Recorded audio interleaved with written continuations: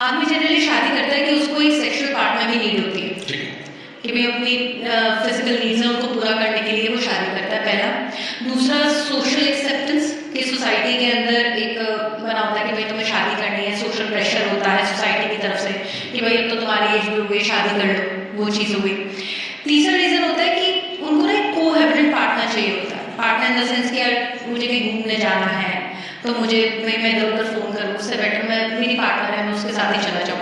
तो जनरली आदमी इन कारणों की वजह से शादी, गर्लफ्रेंड है, अभी आपकी शादी नहीं हुई, आपका 3 साल का रिलेशनशिप है, आप उन 3 सालों तक उसको भरपूर टाइम देते थे, हर चीज़ थोड़ी थोड़ी देर में कॉल कर, क्या बाबू तुमने खाना खाया नहीं खाया, तुम क्या कर रही हो, और ये वो।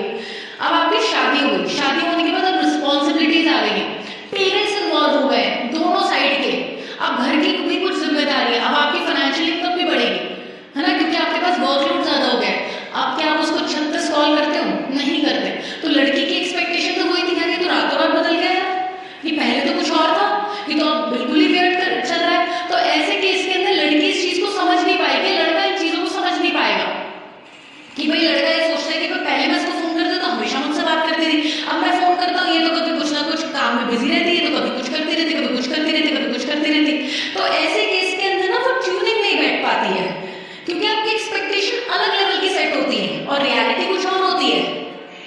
तो ऐसे केस के अंदर वो चीज़ें सेट नहीं हो पाएगी, चीज़ें सेट नहीं हो पाएंगी, मेंटल लेवल मैच नहीं होगा, तो कलेश होंगे, कलेश होंगे तो धीरे धीरे चीज़ें डिस्ट्रॉय हो जाएगी। एग्जैक्टली, इसलिए हम लोग प्री मैरिटल काउंसलिंग करते हैं क्लाइंट्स। ये इसके अंदर ये सारे के सारे फैक्टर्स इन्वॉल्व होते हैं। बताइए, एक लड़की जब लड़के को ढूंढे तो परखे क्या, आजकल के जमाने को वो चेकलिस्ट वेरीफाई करती हो? सबसे पहले तो देखो कि क्या फाइनेंशियल स्ट्रक्चर है उनका, क्या फाइनेंशियल स्ट्रक्चर है, पहले ये चीज़ देखो। सेकंड चेक करो कि फाइनेंशियल एस्पिरेशन क्या है लड़के की, कि भाई सपोज वो अगर 2 लाख रुपए महीना कमाता है ना, अब वो लड़का चाहता है कि यार 2 लाख रुपए महीना कमाता हूँ, लेकिन मेरी इच्छा है कि मैं अपने आप को इतना फ्लरिश कर लूँ कि आगे आने वाले 1 या 2 सालों के अंदर मैं कम से कम 4 लाख रुपए महीना कमाऊंगा, उसके लिए मैं मेहनत करूंगा। तो फाइनेंशियल एस्पिरेशन देखो उसकी क्या है।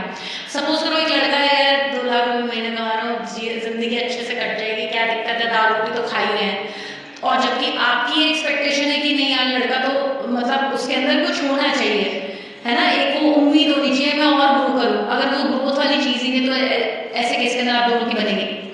तीसरा आप ये चीज़ देखो कि सामने वाला जो है वो बिजनेस फैमिली है या फिर सर्विस क्लास है, क्योंकि दोनों के आउटलुक के अंदर, दोनों के सोच के अंदर बहुत फर्क होगा।